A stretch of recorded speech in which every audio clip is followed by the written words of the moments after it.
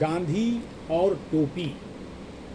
गांधी जी को टोपी पहने शायद आपने नहीं देखा होगा।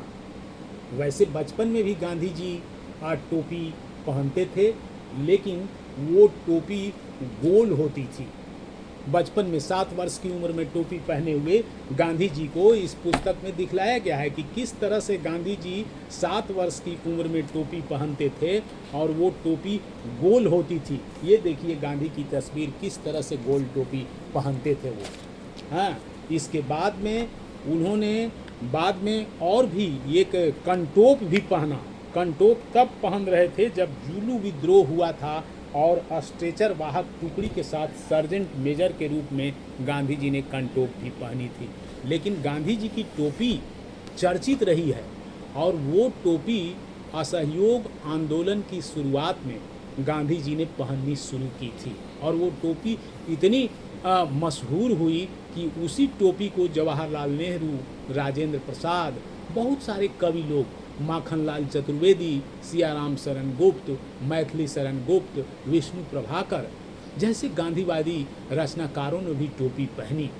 और उस टोपी की अजीब अहमियत थी कि 1914-1918 के बीच में जो प्रथम विश्व युद्ध हुआ, उस प्रथम विश्व युद्ध के पश्चात गांधी जी ने असहयोग आंदोलन शुरू किया, क्योंकि अंग्रेजी सरकार देश की जागृति को दबाना चाहती थी। और उस दबाने के क्रम में गांधी जी ने यह फैसला किया असहयोग आंदोलन का, खिलाफत आंदोलन का, और उन्होंने उस टोपी को पहन कर करके इसकी शुरुआत की। बाद में गांधी जी ने ये टोपी छोड़ दी। हो सकता है कि उनकी सोच होगी कि रियलिटी जो है, जैसा हमारा सिर है, माथा है, वैसा ही दिखाई पड़े। गांधी जी तो सत्य के पुजारी थे ना, इसलिए उन्होंने टोपी छोड़ दी। और कहा गया है ना, एक कहावत है कि जैसे कमाए कमाए कमाए लंगोटी वाला और खाए टोपी वाला।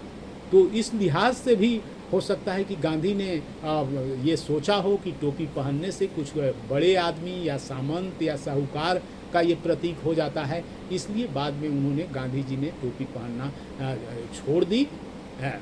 धन्यवाद।